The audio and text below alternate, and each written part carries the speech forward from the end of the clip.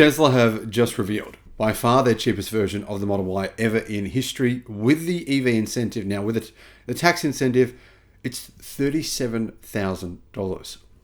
Price starts now at $44,000 US. If you're Ford, General Motors, and the competition, even Hyundai right now, you've got to be going, holy hell, this is very, very concerning.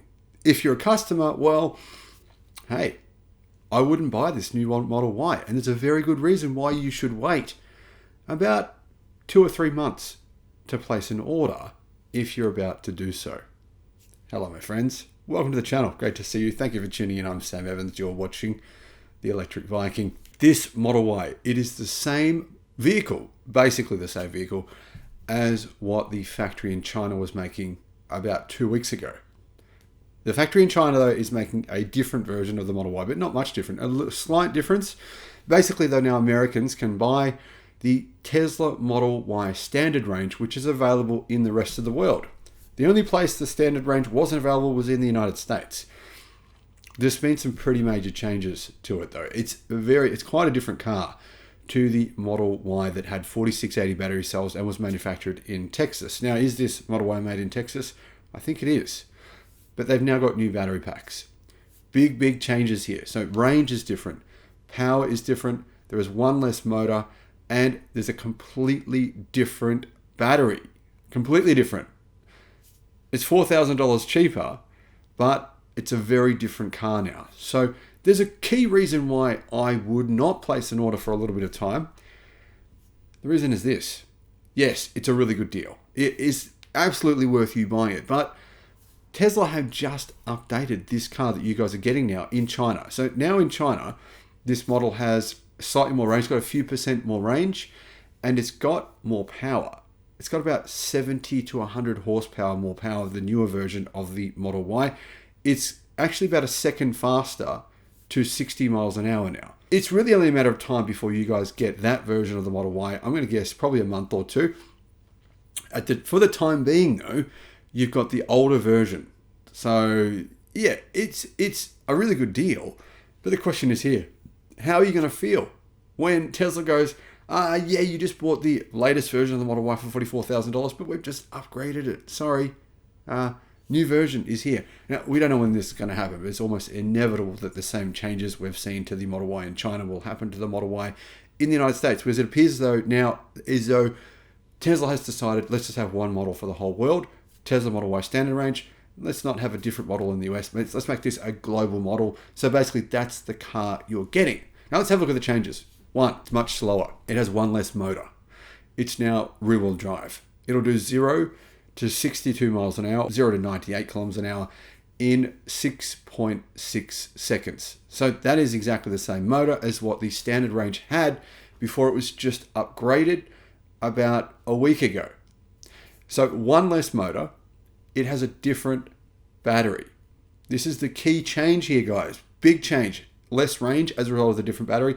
19 miles less range. It has 260 miles of range on the EPA cycle. That's around 420 kilometers. Now, WLTP range is listed as 455 kilometers. So in the WLTP cycle, this car is actually now getting 464 kilometers based on the newest updated Chinese version. So 464 kilometers. That's the range you'll get when they basically switch over to being the Chinese new variant. But as of right now, it has 260 miles of range. That'll probably increase to around 270 once you get the newer version. Anyhow, 260 miles of range and a lithium iron phosphate battery pack. So no 4680 cells. They're obviously all going into the Cybertruck. Tesla has said, let's make this cheaper, 10% cheaper. Let's put a lithium iron phosphate battery in it. Now, I think this is a good change. If you don't need a long range vehicle, or if you can handle having 19 miles less range, then this is a car you should look at. The reason being this. The lithium iron phosphate battery packs, they last longer. There's no doubt that they last longer. We've got ample evidence of this. Ask taxi drivers in China what cars they're buying. They're not buying internal combustion engine cars. They're intentionally buying lithium iron phosphate powered EVs because they know that this technology is now giving their vehicles over 1 million kilometers or 600,000 miles of range. Not range, but as in longevity, 600,000 miles. So if you want the battery chemistry that's going to last a long time, now if you're not going to keep this car very long, who cares? You can just give it away to someone else. It doesn't matter if you sell it in a couple of years. But if you plan on keeping this car for a long time, this is a really good change. Now the other good change here is the warranty issues for LFP battery cells are far lower than the alternative, which is of course like a lithium ternary battery with nickel, manganese, cobalt, aluminium sometimes, those sorts of things. That's a big benefit.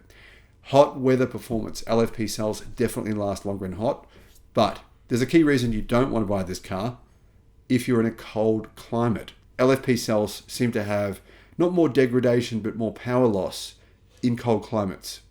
So that's a bit of a challenge. Now, that doesn't apply to the new version of this battery pack, which should be in these cars about this time next year. CATL now has a newer version of their LFP cells. It's amazing in cold weather. It has very fast charging, much faster charging than their current LFP technology, and it has slightly higher energy density. Tesla will eventually use those cells. They're not using them quite yet. Basically, CATL said that they'll be mass manufacturing those in either December or January next year. So LFP battery pack, less range, but you can charge to 100%.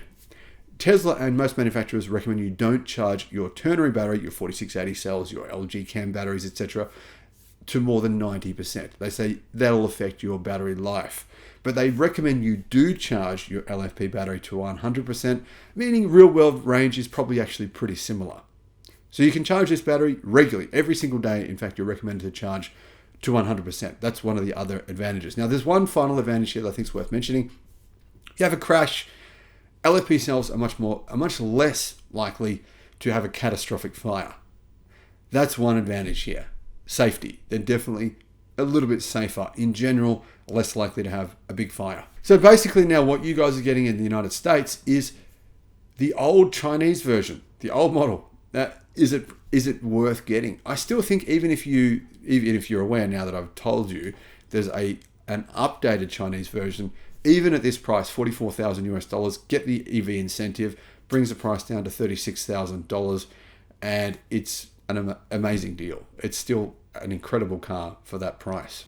That said though, if you've got a bit of patience, you're willing to wait, you don't need a car today, just wait a few months and you'll get the upgraded version of the Chinese-made Model Y, which has a tiny bit more range, quite a bit more power, and in fact it has an upgraded interior. The interior is a little bit nicer, but it has kept the indicator stalk. Still has an indicator stalk, still has the transmission stalk, and it's a nicer interior. It's got the lighting, the LED lighting, the thousands of different light options. So the newer version of the Model Y being made in China today is definitely a significant improvement over the previous version. You guys will get that soon.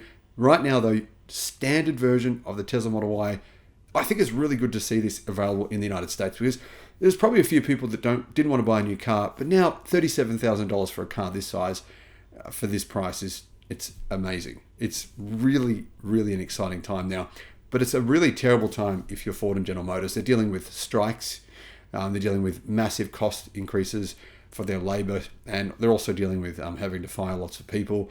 The EVs, they're paying a lot more money for them. This is going to be a good profit driver for Tesla. Tesla will make a lot more money on these versions at $4,000 less. They'll still make a high profit margin because LFP cells are much cheaper for Tesla. And Tesla are putting one less motor in the car. So one less motor, cheaper battery cells. I think Tesla will be paying probably less than $4,000 in terms of the difference for their cost manufacturing. This should actually improve Tesla's margins. The US media will tell you otherwise, but it should actually improve their margins, and it's a cheaper car. Let me know your thoughts in the comments. Thank you for watching.